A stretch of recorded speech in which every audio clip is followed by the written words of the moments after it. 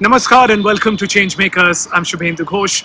In this episode, we continue our exploration of the incredible Northeast. Long seen as geographically isolated and economically underdeveloped, the region is gradually coming of age. Dynamic entrepreneurs who are showing the way with sustainable development and people-centric progress. Today, let's talk about how the Northeast is leading the change.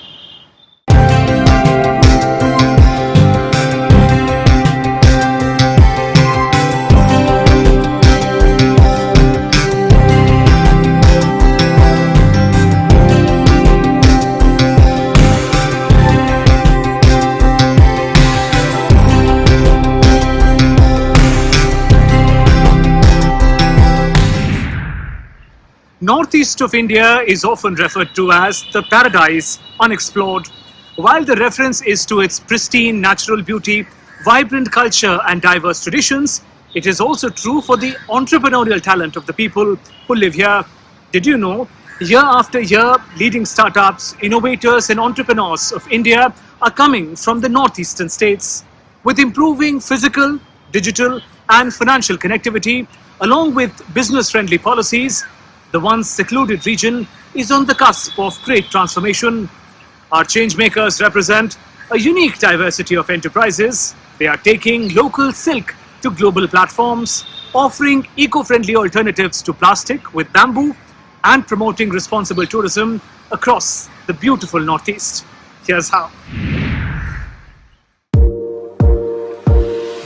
Northeast of India is home to pristine natural beauty and talented entrepreneurs. Our changemakers are shining examples of sustainable entrepreneurship in the Northeast. Our first changemaker is Musart. Founded in 2019, Musart seeks to take Eri silk from the Northeast to the world. Eri silk is 100% natural and is predominantly found in Meghalaya and other Northeast states. An all-weather fiber, the isothermal properties of Eri silk makes it cool in summer and its thermal properties make it warm in winter. Musart works with indigenous Eri silk producers from Meghalaya. The online store is helping farmers get better value for their produce and connect with customers across the globe. Led by Kevin Jirva, Musart is investing in and restoring sustainable ways of rearing cocoons, hand spinning and naturally dyeing Eri fiber. Musart is helping popularize hand-spun organic fiber and empower handloom artisans who have been at the risk of losing livelihood in the age of fast fashion. Our next changemaker is Zogam Bamboo Works from Manipur. Bamboo is a renewable and easy to grow resource that is widely cultivated in the Northeast. Vijen Kampao from Manipur, through his venture, Zogam came up with the ingenious idea to reduce plastic consumption by using bamboo as a base to develop several products. The skilled craftsmen make diverse items from bamboo such as pens, water bottles, flutes and numerous decorative items. However, the most impressive product is Bamboo Lunchbox, an eco-friendly and utilitarian product, an alternative to our plastic tiffin boxes. This bamboo tiffin is unique, safe and easy to use. Unlike other tiffin boxes, this can be cleaned by just a piece of paper or cloth. Started in 2014, Zogam Bamboo Works has emerged as a booming, eco-friendly handicraft enterprise in the region. Our third changemaker is Holiday Scout from Arunachal Pradesh.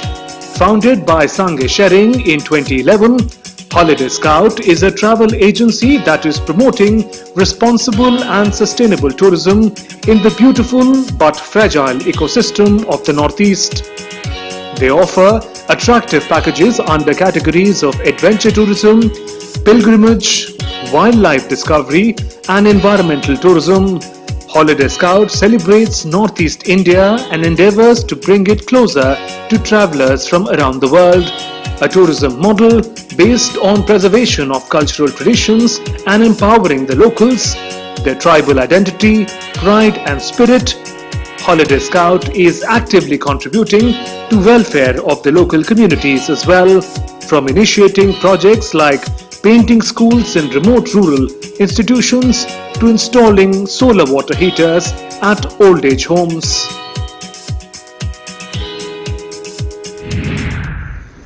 Those were some inspiring initiatives. Let's now meet our changemakers and learn more about their transformative work and vision.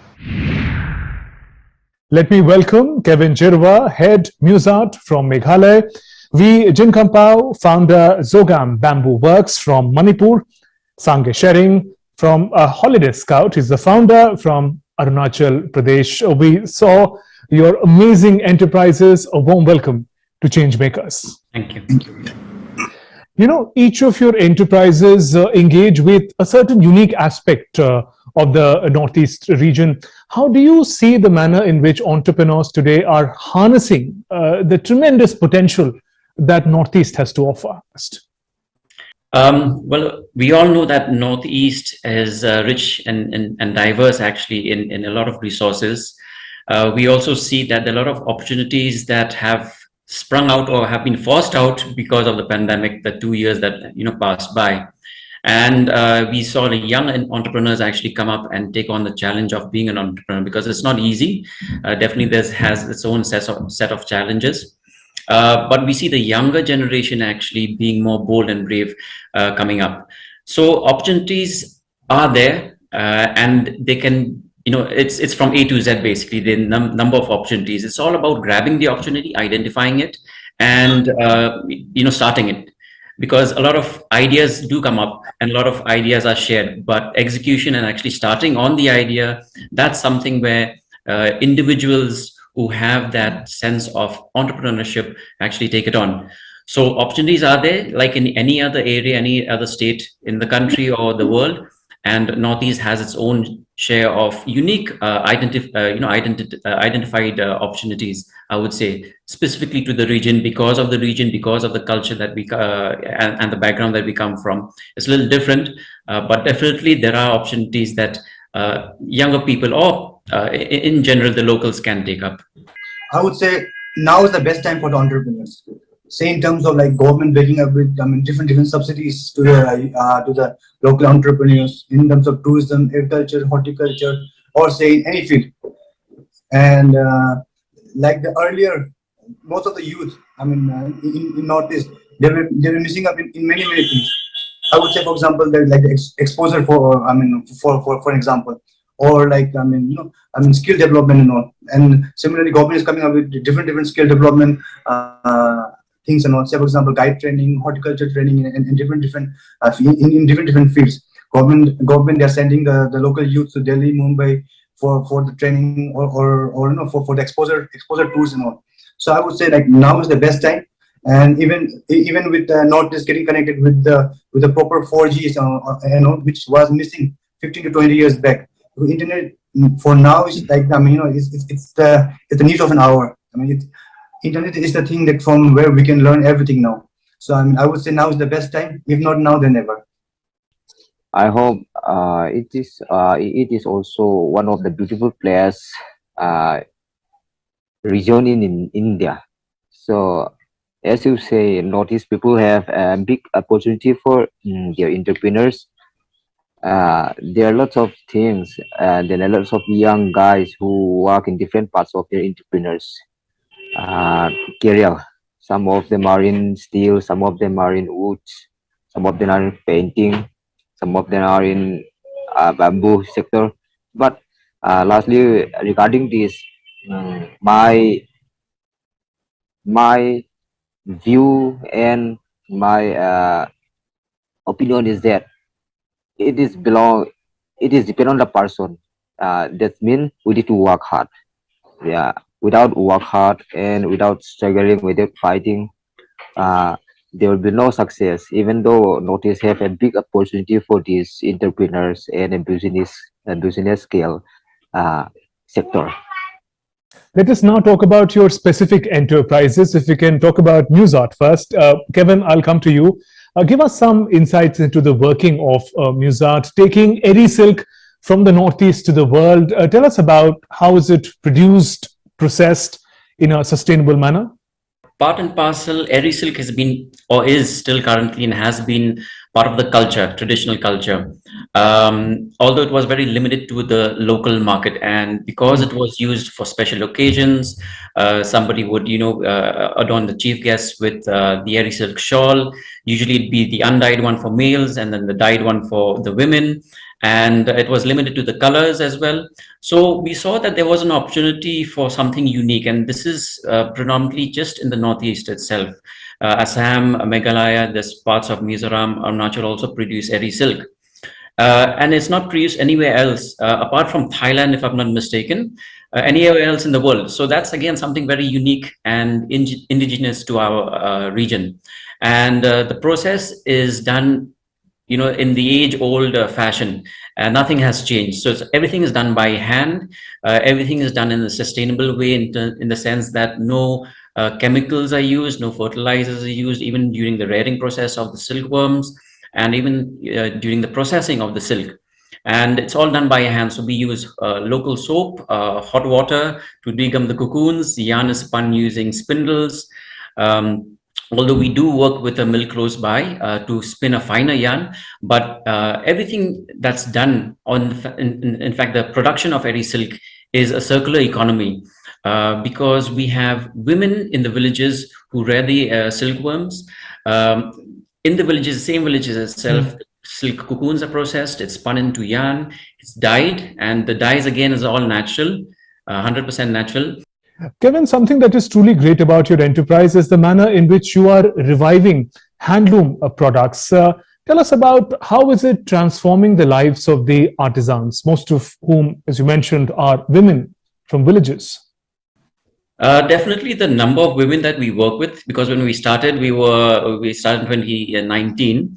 We were working just with 4 women, and right now we have around over 86 women that we're working with, and that is again a plan that we want to grow, and we want to work with more women. As much as possible, we put all the production or keep the production at the village level, and we really want to take on most of the production ourselves. So what we do is actually the marketing part of it, the packaging and the fulfillment. So, and we partner with these women in terms of as a business, because we are a for-profit organization, and that's our brand. So it has changed. A lot of the women in the villages actually are not just or they don't just weave or spin the yarn. They are actually also farmers. So Eri silk production is kind of a subsidiary income for them. Otherwise, they're predominantly farmers, and so their lives have changed in the sense that because of the markets being open, now we see the rest of India. In the past, it's always been a local consumption for these end products, and it was always the woven items, shawls or stoles and so on. But right now we also see a lot of knitters, a lot of people who crochet and weave in India and outside of India use Eri silk as a yarn to do their work. So that's something that we've been able to incorporate the usage of yarn, Eri silk yarn. So by doing that, the spinning, the processing of Eri silk at the village level has grown, and because the markets have grown, we are able to sell outside of the Northeast. It has impacted their lives positively in terms of directly with the income that they are getting compared to just serving the local market. So definitely that has impacted their livelihoods, I would say. That's amazing work, Kevin. Let's now talk about Zogam bamboo. Jin Kampao, bamboo, as we understand, is really a part of daily life of the Northeast. How did you think of creating fascinating utility products out of bamboo, from pens to tiffin boxes, almost presenting it as a sustainable alternative, if I may say, to plastic? Okay, thank you, sir, for your questioning. Regarding this, for my team and for my careers, it's very one of the interesting question, which I have eagerly waiting for this question. Regarding this is my professor works regarding this bamboo, making of bamboo pen, tiffin and all. It is really challenging for me it is really challenging for me for upcoming events also. For this innovation, when I create something new, I thought that I have successfully, and I have taken for myself a big challenge for creating something new products. So in future, now we are in prototypes or some production. We are not too fast. We have a place, we have a order. The order is too much high in all India over the country, but we cannot fulfill those who order, those who want our products. We cannot fulfill today, but we are planning to set up one resource center with the help of NEC Shillong for Northeastern Council region. Now under process. I hope shortly will integrate this resource center to Chanpur bamboo for Jogam bamboo work. On that time, we will going to set up some machineries, some workshop, some showroom. Everything will be there. So at that time, I hope we can fulfill this all this. But right now, we are having the idea how this business, how these plastic chains can be done in future. That I I strongly say that sure we can change this plastic into a green gold bamboo products in future. Jinkampao, creating a unique craft is one thing, but turning it into a successful business is quite another. It requires a thriving system of demand and supply. How did you go about setting up this enterprise? Tell us a little more about the team that you work with. Regarding my team, I'm the founder. The, first of all, you may know me, but to creating the worker, I do go like this. During to some NGO and some trusted and some maybe other skill development training program under any NGO, any affiliated, they organize some training. While training, they call me as a resource person. I teach them I teach them around 18 to 25 days course skill training program. As usual, uh, morning class would be theory of the bamboo. Evening should be the practicals of the handicraft for bamboo again. So likewise, I keep on going. On that time, I choose people who have been interested, really interested in their handicraft works. And some people are coming just to test it out, whether they can do or not. And some people are just coming for their part-time job. There are three categories who have turned out for the training.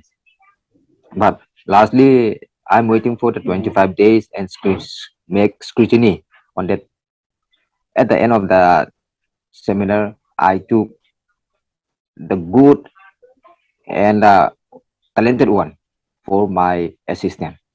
On that, on this way, I'm collecting assistant and I'm creating artisan for uh, expansion of the business and for the marketing for the products.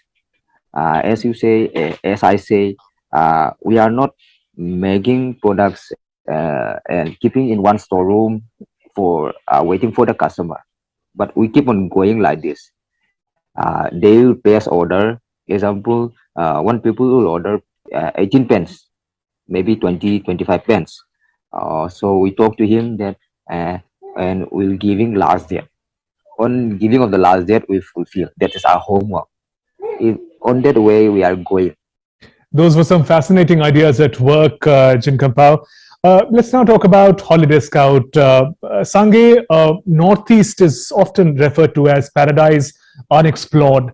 But what you practice is a form of responsible tourism. There is a lot of community work. There is a celebration of local culture and traditions. Tell us about your foray into tourism.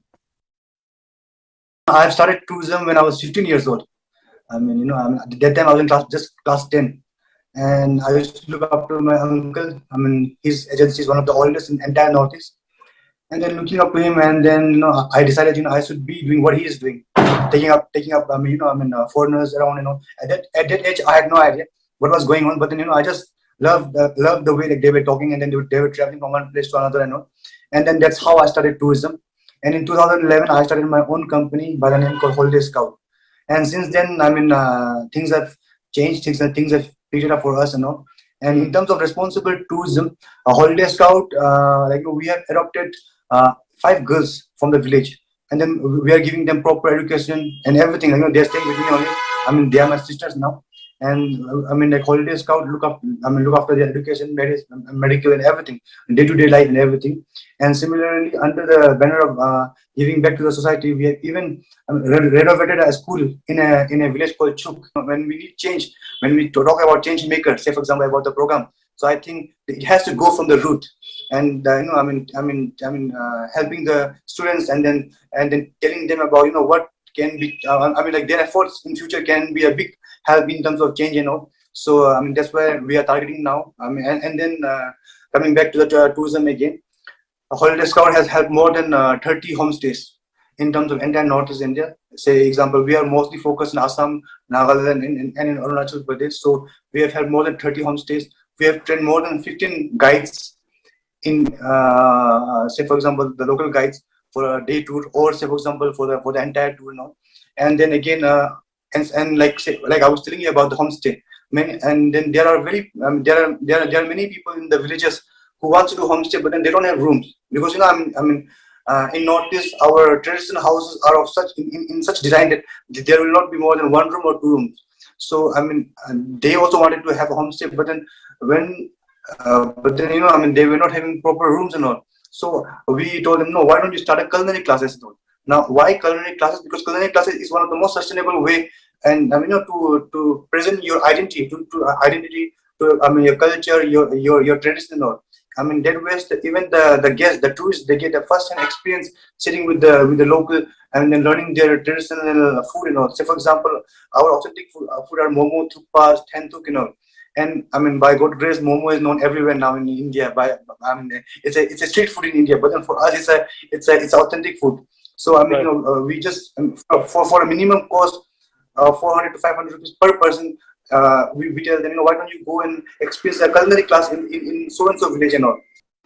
Sange, we understand growing tourism is an important sign of prosperity, but it also puts a lot of pressure on the local environment, especially fragile Himalayan ecosystem. How do you strike that balance, and how do you encourage your tourists, your clients, to also do the same? Say for example, ecotourism here in Northeast, and specifically in Arunachal Pradesh, we have collaborated, or there are few village councils and all here, because being a tribal state, there are lots of tribes. So each tribe has their own small groups and all, NGOs and all. So say for example, I'll give you an example of Sankhi village now. Sankhi village is in the west of Arunachal, and there, what the locals are doing is that within the society they've made a groups, and they do the cleanup and all, everything with the plastics and all, and then they are even telling the tourists to not to use these plastic bottles and all. Although plastic bottles are vastly available everywhere in the shop, but then we are more focusing on why don't you try the stream water? Because stream water in Arunachal is very pure. You can just put it in a bottle, and then you can use it. And that way, we are trying to spread the knowledge and all. But then, in terms of plastic, I think it'll take a long way for us to teach to make people learn about the importance of it. And then similarly, in Majuli, we are helping the youth, which they have made this flux of bamboo. So whoever comes in our tour, we have started giving them this bamboo flux and all. That way, what happens is that they don't use plastic bottles and all, and every day we give them boil water or RO water and everything, and with that, which can be used again and again for the entire tour. And then while going back, we give them these bottles also, which they can use for their further journeys and all also. Right, that's fascinating, Sange. And also, you mentioned that you started very young. I'm curious to learn from you. You engaged in tourism, you welcoming the world into the Northeast. From you, I'd like to learn about how do you describe the beauty and the diversity of Northeast to someone new who comes to your region for the first time? Well, Northeast is totally different than what what you expect of India. When someone plans their journey or their vacation towards India, they usually have these three things in mind: Taj Mahal, or Ladakh, or Goa. But then Northeast is so vast. Say, for example, we have more than 215 tribes here and more than 1,000 sub tribes. Each tribe having their own attire, own language, own food, and everything. It's very, very, very vibrant.